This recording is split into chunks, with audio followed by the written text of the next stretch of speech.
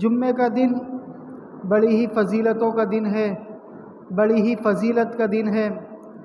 جمعے کے دن اللہ تعالیٰ کی طرف سے خصوصی رحمتیں نازل ہوتی ہیں۔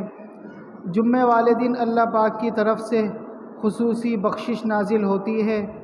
جمعے کے دن اللہ پاک کی طرف سے خصوصی طور پر مسلمانوں کی دعائیں قبول ہوتی ہیں۔ جمعے کے دن اللہ پاک کی طرف سے خصوصی رحمت کے فرشتے نازل ہوتے ہیں۔ یہ جمعے ہی کا دن ہے کہ جس دن حضرت آدم علیہ السلام جنت سے دنیا میں تشریف لائے، وہ جمعے ہی کا دن تھا۔ اسی طرح جب حضرت آدم علیہ السلام نے اللہ تعالیٰ کے دربار میں توبہ کی اور اس توبہ کے قبول ہونے کا دن وہ بھی جمعے کا دن تھا۔ اسی طرح جب نوح علیہ السلام کی کشتی پہاڑ پر رکی، وہ بھی جمعے کا دن تھا۔ اسی طرح ابراہیم علیہ السلام کو جب آگ سے نکالا گیا، وہ بھی جمعے کا دن تھا۔ اسی طرح موسیٰ علیہ السلام کو فرعون کے ظلم سے جس دن نجات ملی، وہ بھی جمعے کا دن تھا۔ اسی طرح یونس علیہ السلام جس دن مچھلی کے پیٹ سے باہر آئے، وہ بھی جمعے کا دن تھا۔ اسی طرح بہت سارے واقعات اس جمعے کے دن ہوئے، گویا کہ جمعے کا دن بڑی ہی فضیلت والا دن ہے۔ اسی طرح وہ بھی جمعے کا دن ہوگا جس دن قیامت قائم ہوگی، اور جنت میں اللہ تعالیٰ خصوصی طور پر ایک اعلان فرمائیں گے۔ وہ اعلان ایسا ہوگا کہ سارے جنتی موجود ہوں گے۔ اللہ تعالیٰ کی طرف سے اعلان ہوگا کہ اے جنتیوں، بتاؤ کیا تمہیں سب کچھ مل گیا؟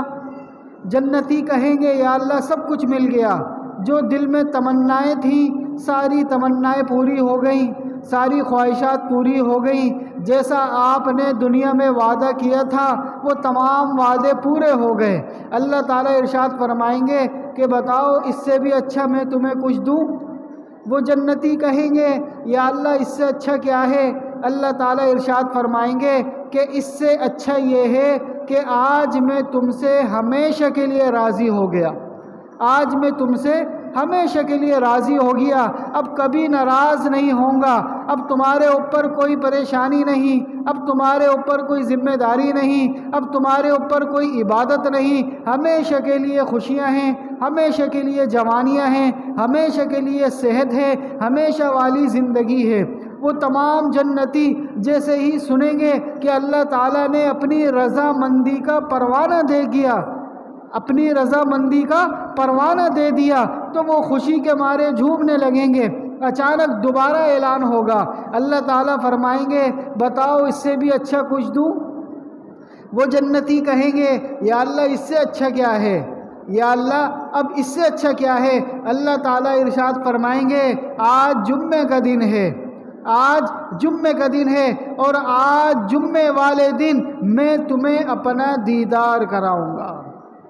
وہ جنتی کہیں گے یا اللہ آپ کو ہم نے آج تک دیکھا نہیں ہے، ہم دیکھنا چاہتے ہیں، آپ کا حسن دیکھنا چاہتے ہیں، آپ کی خوبصورتی دیکھنا چاہتے ہیں، آپ کا دیدار کرنا چاہتے ہیں، کیونکہ دنیا میں اللہ کو کوئی بھی دنیا کی آنکھ سے دیکھ نہیں سکتا، تصور میں لا نہیں سکتا، گویا کہ اس کے دل و دماغ میں اتنی طاقت ہی نہیں ہے، اتنی سکت ہی نہیں ہے، اتنا حوصلہ ہی نہیں ہے کہ کوئی اللہ تعالیٰ کو دیکھ سکے۔ حضرت موسیٰ علیہ السلام نے اس دنیا کے اندر اللہ تعالیٰ سے دعا فرمائی، یا اللہ میں آپ کو دیکھنا چاہتا ہوں، یا اللہ میں آپ کا دیدار کرنا چاہتا ہوں۔ اللہ تعالیٰ نے ارشاد فرمایا موسیٰ آپ ہمیں نہیں دیکھ سکتے، آپ ہمارا دیدار ان دنیا کی آنکھوں سے نہیں کر سکتے۔ موسیٰ علیہ السلام نے دوبارہ عرض کیا، تیسری بار کیا، چوتھی بار کیا، بالآخر اللہ تعالیٰ نے فرمایا ٹھیک ہے کوہ طور پر آ جاؤ۔ حضرت موسیٰ علیہ السلام کوہ طور پر گئے۔ کوہ طور پر جانے کے بعد اللہ پاک نے صرف اپنی ایک چھوٹی سی تجلی ظاہر فرمائی، جس کو ہم سایہ کہتے ہیں، جس کو ہم بظاہر کوئی سایہ کہتے ہیں، وہ بظاہر ایک چھوٹی سی تجلی اس دنیا کی پہاڑ پر نازل ہوئی۔ جیسے ہی وہ تجلی نازل ہوئی موسیٰ علیہ السلام بے ہوش ہو گئے۔ موسیٰ علیہ السلام کو ہوش ہی نہیں رہا، وہ تجلی ان کی آنکھوں سے برداشت نہیں ہوئی۔ اتنی خوبصورت تجلی تھی، اتنی پیاری تجلی تھی، اتنی خوشبودار تجلی تھی کہ انسان کے جسم میں اتنا حوصلہ نہیں تھا، اتنی طاقت نہیں تھی کہ یہ دنیاوی جسم اس کو برداشت کر سکتا، یہ دنیاوی آنکھیں اس کو برداشت کر سکتی۔ وہ فوراً بے ہوش ہو گئے۔ جب ہوش میں آئے تو اللہ تعالیٰ نے پوچھا کہ دیکھ لی آپ نے ہماری تجلی؟ موسیٰ علیہ السلام نے کہا یا اللہ مجھ سے تجلی برداشت نہیں ہوئی، آپ کا دیدار کیسے کروں گا؟ تو اللہ تعالیٰ اس جنت کے اندر اپنا دیدار کرائیں گے۔ وہی تجلی جنت میں جنتیوں پر ظاہر ہوگی، جیسے ہی وہی تجلی جنت میں جنتیوں کے لیے ظاہر ہوگی، 8 لاکھ سال تک جنتی صرف اس تجلی کو دیکھتے رہیں گے۔ 8 لاکھ سال تک، اور وہ 8 لاکھ سال دنیا کے نہیں، وہ 8 لاکھ سال دنیا کے نہیں بلکہ جنت کے، بلکہ آخرت کے 8 لاکھ سال۔ سوچے، تصور کریں کتنا لمبا عرصہ ہوگا کہ انسان جنت میں جانے کے بعد اللہ تعالیٰ کے حسن کی جنت میں تجلی کو دیکھے گا۔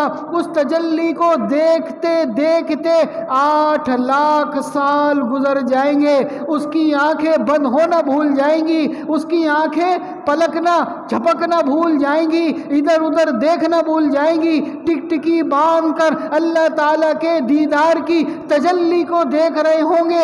8 لاکھ سال کے بعد اللہ تعالیٰ ارشاد فرمائیں گے دیکھ لی آپ نے ہماری تجلی، دیکھ لی آپ نے ہماری تجلی۔ وہ جنتی کہیں گے یا اللہ ابھی تو دل ہی نہیں بھرا، یا اللہ ابھی تو دل ہی نہیں بھرا۔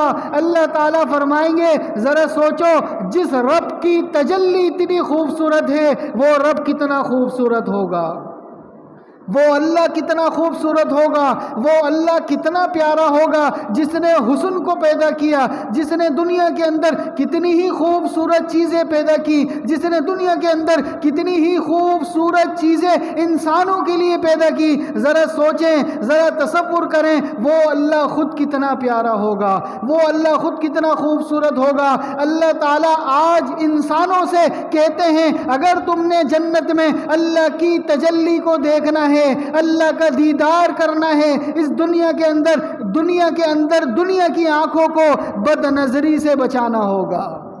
دنیا میں انسان کو بد نظری سے اپنی آنکھوں کو بچانا ہوگا۔ جو مسلمان اپنی آنکھوں کی حفاظت کرتا ہوگا، جو مسلمان اپنی آنکھوں کو گندی چیزیں دیکھنے سے بچاتا ہوگا، جو مسلمان اس آنکھوں کی حفاظت کرتا ہوگا، غلط چیزوں سے اس کو بچاتا ہوگا، غلط چیزوں کے دیکھنے سے اس کو بچاتا ہوگا، کل یہی جنت میں جانے کے بعد خوبصورت آنکھوں والا ہوگا، پاک آنکھوں والا ہوگا۔ ان پاکیزہ آنکھوں سے اللہ پاک کا دیدار کرے گا۔